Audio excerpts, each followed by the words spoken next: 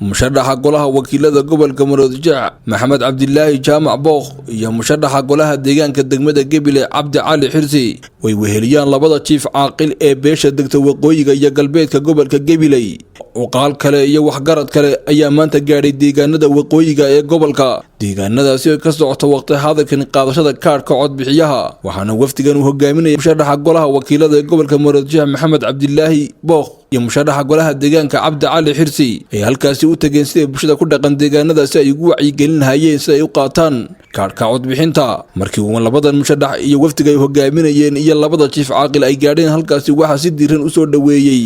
qaybaha kala duwan ee bulshada ku dhaqan deegaanadaasi oo ku soo dhaweeyay caleemo qoyan halkaasi waxa uu go'reyn bulshada kala hadlay isla markaasina ku wacyigeliyay inay qaataan kaarka codbixiyaha labada chief caaqil ee beesha degta waqooyiga iyo galbeedka gobolka Gabiley iyo Xareed Barre labadii musharax ee ranka ahaa ee reer Xareed u sharaxnaa Maxamed Cabdilaahi Jaamac oo sharaxan golaha baarlamaanka iyo Cabdi Cali Xirsi oo sharaxan golaha deegaanka degmada Gabiley waxa la idinka rabaa si hagar la'aana ina codkiina u siisan waxa kale oo halkan garabkayga joogo midigtayga xiga chief caaqil Cabdiraxmaan Yuusuf Magan iyo anigu waa chief caaqil Cabdiraxmaan Maxamed Baadil waa labadii caaqil ee uqaasha reer Xareed ka samaysantay waa asalkii anaga dheeran ka soo jeedaa isna wuxuu ka soo jeedaa Magan Cali dadku uqaasha lafteedu waa asal iyo farcade waa alla waxa naga dambeeya waa far ayagii marka waxa weeyaan waxa idin fareynaa oo aanu saaka u soconnaa ilaahayna ay nala qabtee waa wacyigelin maanta codna ma doonano xisbiyana uma soconno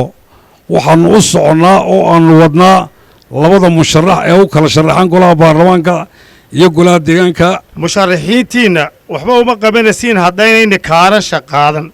markaa maanta waxaan u soconnaa wacyigelinta inaad kaarasha qaadataan oo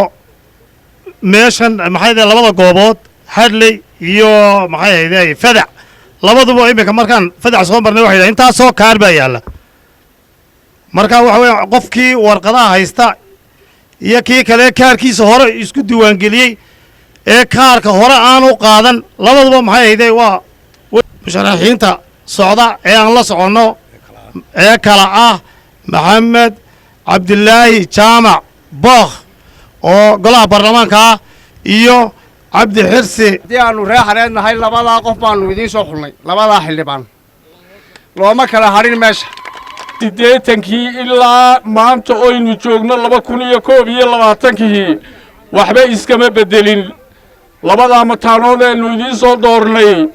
ayaa boocda wax ka bedeli doona insha Allah waxaan idinka doonaynaana waa cod waxaan idinka doonaynaana ballantuna waa wax adag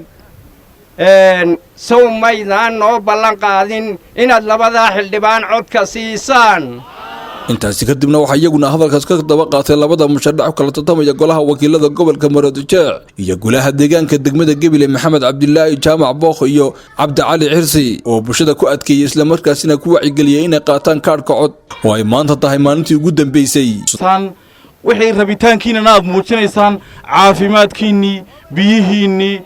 markaasaad ka turjumaysaan ood baahidiinni wixii ciddii waxay qaban lahayd ay nimatali lahayd aad dooran kartaan ciddii aad diidayseenna fartiina ku diidi kartaan haddaydaan laakiinse kaar qaadan wax alla waxaad diidi kartaan iyo waxaad dooni kartaan midna ma jiro waxaan maanta inagu wacyigelinayaa inaad kaarka qaadataan waxaan doonaynaa inaad hubsataan maanta annagu waan nii shaqo tagaynaa inagama shaqo tagayno wallaahi waan inaga shaqo tagayn deegaan ahaanna maanta nin ma nihin meel kale iniga soo shaqo tagay nin ina og baliya baas iyo barkhad oo intaaba inila taagnaa ayaan nahay ma nihin ninka soo meel kale iniga shaqo yimiday hargeysadaas inta inoo jirta ma nihin Gabiley baan deganay hantidayda Gabiley bay taallaa nin meel iniga tagaya ma nihin maanta waa maalintii u dambeysay kaar qaadashada waxa kaloon commissionka ka codsanaya maadaama dadku reer guura ay yihiin maadaama kaliilo ay jiraan waxaan komishanka ka codsanaynaa in la yidhaahdo waxbaa lagu daray oo 4 cisho ama 5 cisho lagu daray inta la raro sanaaduuqdii Gabiley la geeyo maaha dadkani dad soo dooran karaya maaha dad Gabiley marka la geeyo kaadhu soo dooranaya maaha waxaan maanta komishanka ka codsanaynaa sanaaduuqdu goob kasta oo ay yaalaan iyagoo bartood yaala in loo kordhiyo xilliga lagu jiray kaliisha ah ee abaarta ah annagoo og hayntooda iyo halka ay ku nool yihiin iyo xaaladda ay ku nool yihiin intaba inaannu u nimaadno oo ay bacadkaa noo taagnaadaan iyagoo hadimada ay qabaan ee abaaruhu ay ka muuqato waxaan horta anigu nin reer hadley aan oo hadley ku dhashay hadleyna way iga xaq badan tahay dhulka dhan oo ay Soomaaliland oo dhan halkaa qofku ku dhashay baa ugu xaq badan waxaan ogahay waxa idin cabba iyo halkaad ka cabtaan baanu ninka og baana sidoo kale waxaa halkaasi ka hadlay mid ka mid ah odayaasha deegaankaasi ay wafdigani marayeen waxaanu musharaxiintani ku wareejiyay 146 neef oo adhiya waxaan ballan qaadanaa beeshii boocda haddii aan nahay ya 140 amina iyo 6 ishina annagoo jiif caaqladii waan idinka guddoonnay waxaana ku caawiseen musharaxiinta meesha maraysa ee u kala sharaxan golaha baarlamaanka iyo golaha deegaanka maxamed cabdilaahi jaamac bookh iyo cabdi cali xirsi cige codka inamada ayaan raacana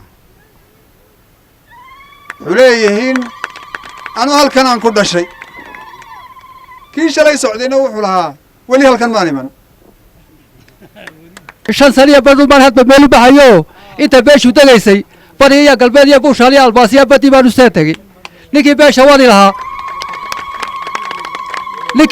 wadi lahaa baarlamaanka gal lahaa baxsano maxamed iyo bookh baan u soo hulay waxaan leeyahay kana wuxuu leeyahay halkan aan ku dhashay kii shalay socdayna wuxuu lahaa weli maan iman kana waa inaan keenuun kii shalay laynoo keenayna waa inaan keenuun laakiin maxaa kala kaxaynaya